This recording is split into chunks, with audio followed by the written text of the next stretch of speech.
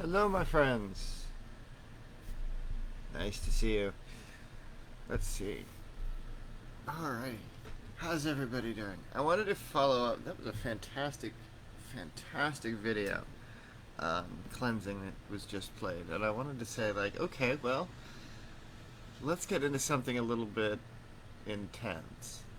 So, over the years of my practice, I've done a lot of client work in necromancy.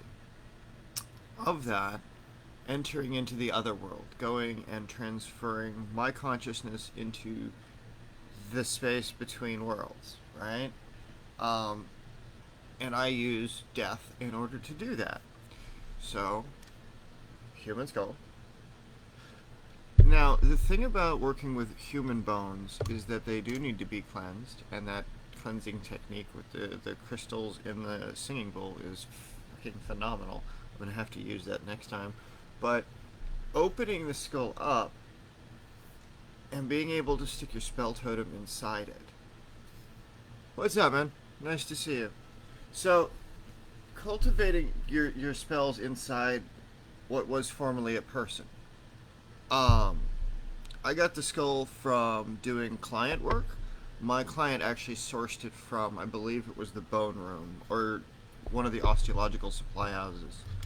Um, So this was actually paid for by a client so that I could do the spell casting for him to make the arrangements and things from back in the day. So the use of the human skull in this case is something that isn't for being an edgy magician. This is something that you're doing because you're connecting a spell to a person or you're pulling souls into the totem that you're making so that you can provide a better response out of the totem itself. Now, to take that a little bit further, because I'm, kind of fun, is I've made a crown out of human ribs. So, where the crown of ribs connect to the other world and project your consciousness into the mind of the dead, in this case, using an actual skull as that intermediary. Now, allowing the flow through back and forth from the dead and the world of the living becomes very dangerous if you don't have a period of separation, if you don't have a means to sever that connection.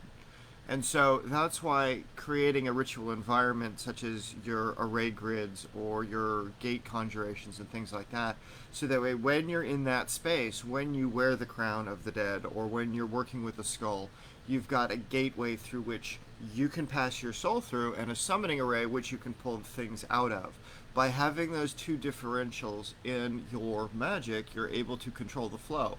So you have the gate that you move from this world into and the summoning that pulls from there to here. So that way, in your neutral space or in your ritual area, you've got the means to basically pull a singularity together so that way your manifestation occurs. So when you're done with that, you're able to know without a shadow of a doubt that your spells are in fact manifesting because you've pulled every potential in. You've pulled from the dead. You've pulled from the living.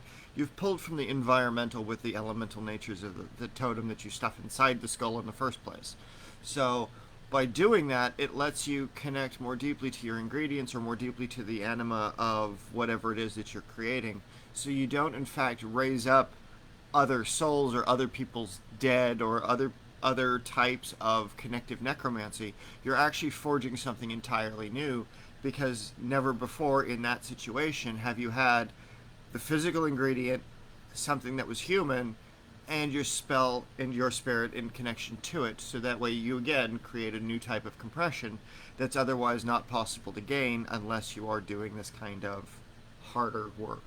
So just be careful if you start fucking with human bones because you'll need to cleanse the bones using smoke or like the sound technique. I'm gonna have to, like I said, I'm gonna have to screw around with that one, see what I can do with it. But most of these I cleanse in smoke beforehand to separate off the energies of who was alive. But the fact that these were once living entities, they had time, they existed, you know. You can get the bones, or at least I was able to get the ribs off of Amazon. So when I do client totems, I made a grid for one rib that was carved for the name of the man, one one for the name of the woman, and then one for the union of the unborn child. And inside of that, I made a pouch, and I stuffed the pouch with all the spell ingredients. Then I did a mummification wrap to it with a bunch of herbs that come out of Egypt and blessing it before the Netjer and things like that. So what wound up happening from that particular spell was, yes, the lady did get her the man she wanted. Yes, she did get pregnant. Yes, the baby was a boy. Like, all of the things were possible through that kind of totemic work. It's just that kind of a spell for somebody cost them a fuck ton of money because all the ingredients I didn't have. So they had to acquire the ingredients legally, ethically. And so when you're working with the dead in this kind of way, make sure that when you fuck with this stuff, it's for ethical reasons, you know? Downside is that there are people that will call up the dead, or they will use things that they've dug up from cemeteries out of places like asylums or places of high trauma or battlefields and things like that. And when they do that, and they put them into it, in this case, it was an nganga that a witch was using, which was African tribal magic. So she put her ingredients into the nganga, and then she made it corrupt. She bound to it all the hate, all the horror, right? And then she was using the energies from the fragments of the dead kids with the hate and with the demons and with all the nasty shit. And she was using that as something to send out at friends of mine. Now friends, then clients. And what wound up happening was my then clients came to me and they're like, "Can you help us?" So, yeah, I caught the entity. I sent it back. And when I say that they're all dead, I literally mean they're all dead. There was a house fire. She, her husband, and her eldest died when there was the return of the magic that they had been sending out within 24 hours of that catch and release. So please be very careful in this stuff, folks. This shit is not a game. When you work with the dead, or when you start working with these compound kinds of creations, it's not about using your power or your energy or to be some edgy motherfucker. Don't do that. Please don't do that. Work with the spirits. Bring new spirits in. Bring new spirits to life if you have to. But you don't do it for edgy, horrible reasons. Right? You serve with your power. And you give with what you can.